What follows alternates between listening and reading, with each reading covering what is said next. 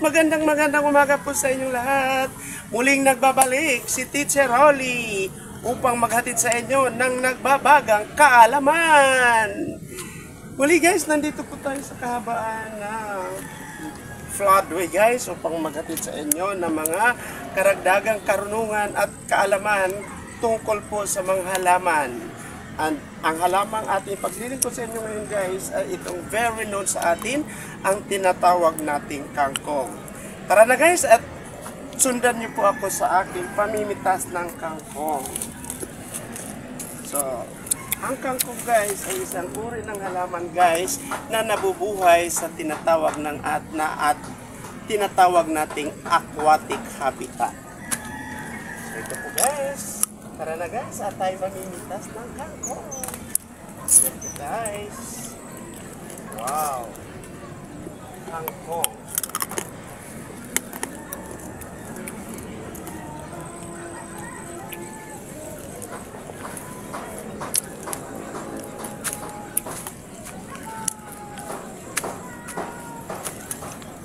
Nakita niyo ba ito guys?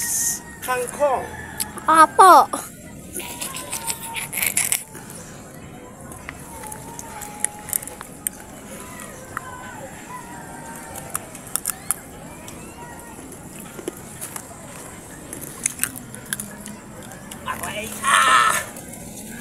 So, yan po guys. Ito po yung kangkong guys. Halaman na nabubuhay sa tinatawag nating aquatic habitat. Para po sa kaalaman ng lahat guys, ang kangkong na mas kilala natin bilang mga paboritong ulam na mga katulad kong mahirap, ito ay isinasahog sa sinigang, adobong kangkong, at marami pang iba. Ang kangkong ay mayroon tinatawag na scientific name ng Ipomea aquatica. So yan po guys, ang kangkong guys. Diyan tayo namitas kanina guys. Tingnan po natin sa bandang dulo roon guys. May namimitas po ng kangkong doon guys. Punta tayo doon? Tama? Hello guys! Medyo malayo tayo guys, kaya sinum na lang po natin guys. Doon ka lang Devon. Yan ang aking estudyante guys na si Devon, makulit guys. So nandito po tayo sa gilid ng riverbank ng floodway. So yan po guys. So yan po guys. So dito po dati guys, ito po ay ginawang parang plantation ng kangkong guys. Tignan po natin doon sa bandang kabila guys. Medyo mainit guys.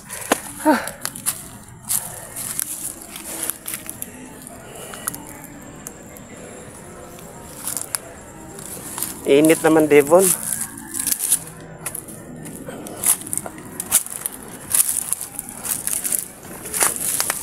Aray ko.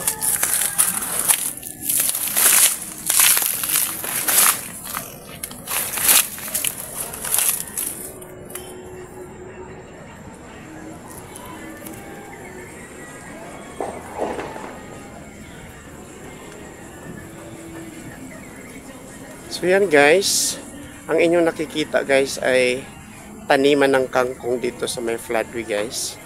May mga taong namimitas guys. So yan po guys. Ang kangkong dito guys ay kabuhayan ng ating mga kapwa Pilipino na naninirahan malapit sa ilog. So dito sa ating malapit guys, yan po guys. May mama po doon na namimitas kaya nakapayong siya guys. And guys, namimitas po siya ng kangkong. Yung kangkong na yan guys ay inilalako po nila yan sa mga palengke dito sa mga karatig na city sa Metro Manila. So yun po guys. So yun po guys, ang kabuuan ng aming vlogging dito sa floodway tungkol po sa kangkong na may scientific name na Ipomea aquatica. Kasama ko po sa paghahatid ng nagbabagang kaalaman ay ang aking estudyante ng grade 3, si Kellen Kirk Devon Cappadocia. Muli, ako ay nagpapasalamat at minsan pa nagsasabing teacher na, masahista na, vlogger pa. Thank you so much. Bye for now. Thank you for watching.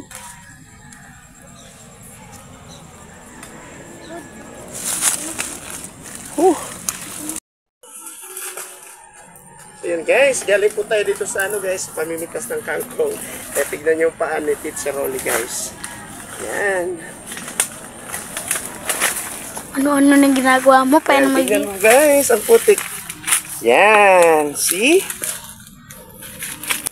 Yan. Katunayan na lumusong tayo sa ilo guys. Thank you so much guys. Bye for now. Game, kain ako.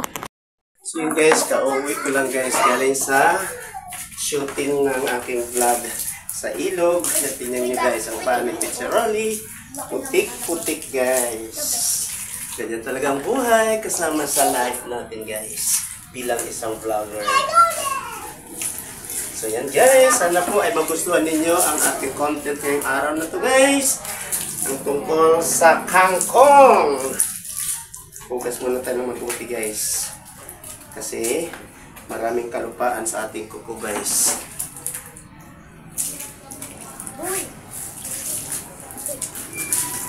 Guys. Tubig lang katapatin guys. Ang mahalaga guys ay makapaghatid tayo ng nagbabagang kaalaman. So yan guys. So time to eat it guys. Ay. Marumi pa pala yung chinilas ko guys. Ayan. Nagset pa tayo guys.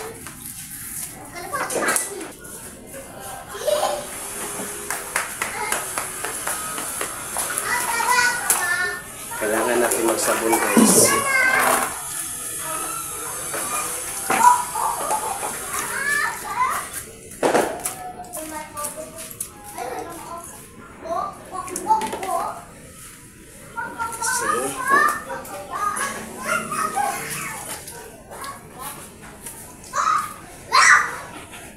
Ang ilog guys, hindi katulad ng ilog sa probinsya guys na malinis.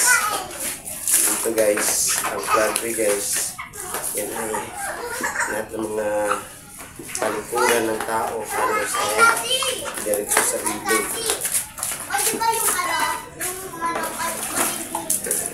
Kaya medyo marumi.